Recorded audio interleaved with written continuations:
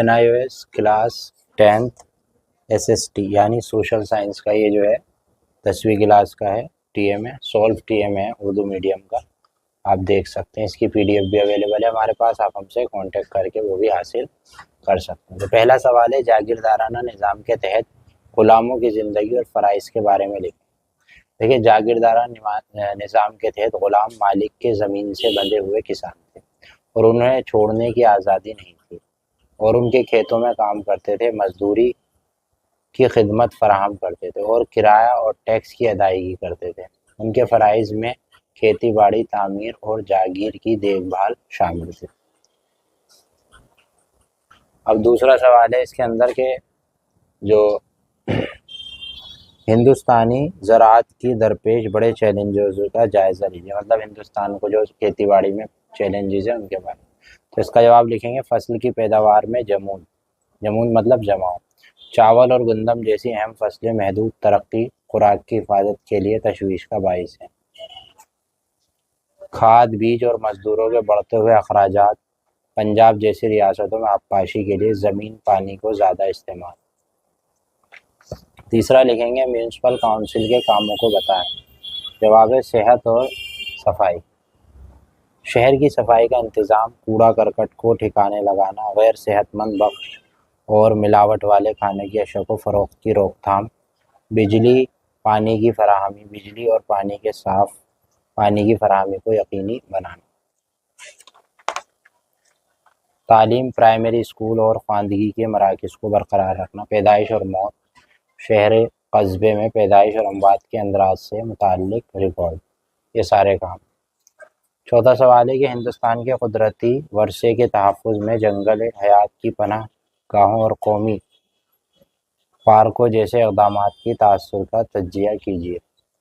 اس کا وہ جواب لکھیں گے آپ جنگلی حیات کا پناہ گاہیں اور قومی پارک ہندوستان کے تحفظ میں ایک کردار ادا کرتے ہیں، جن میں نباتات اور حیوانات بشمول خطرے سے دوچار انواع کے لیے محفوظ پناہ گاہیں فراہم کی جاتی ہیں۔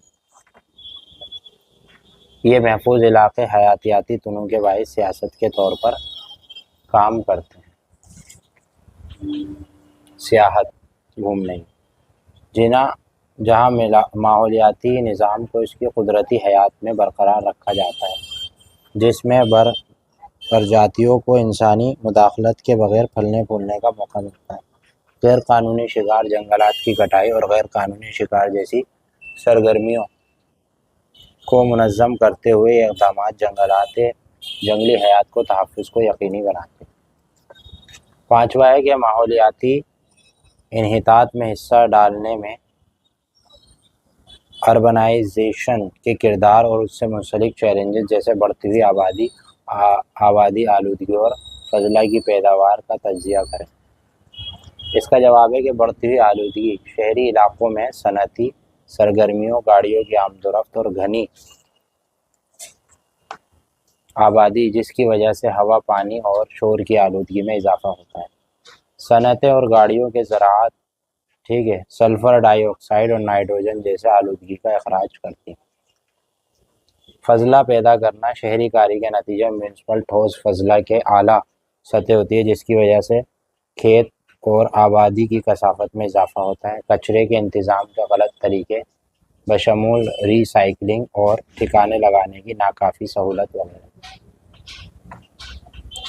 سبز جگہوں کا نقصان، تیزی سے پھیلاؤ کے نتیجے میں جنگلات کو کاٹا جا رہا ہے اور ماحولیاتی توازن بگڑتا جا رہا ہے۔ بعد چھٹا اور آخری سوال ہے کہ اپنے آس پاس کے 20 گھروں میں ایک سروے کریں اور مندرجہ ذیل معلومات کو جمع کرنے کی کوشش کریں کہ جیسا کہ جدول دکھایا گیا ہے۔ شرح خواندگی ملازمت کا فیصد، تو سروے میں کل گھرانوں کی تعداد 20 مقام الف با، عمر کے گروپوں کا نتیجہ 15 سال تھا، 15 سے 30 سال، 30 سے 45 اور 45 سے 60۔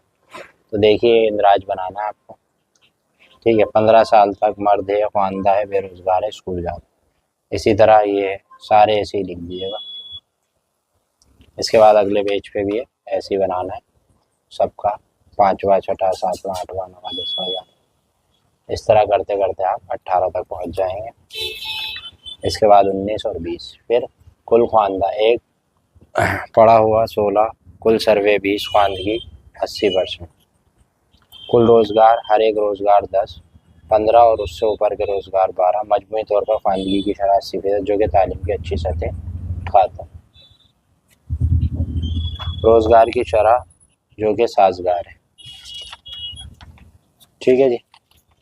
امید ہے کہ آپ کو یہ اسائنمنٹ پسند آیا ہوگا. ویڈیو کو لائک شیئر سبسکرائب کریں, چینل سے جڑیں. PDF چاہیے تو مجھ سے کانٹیکٹ کریں.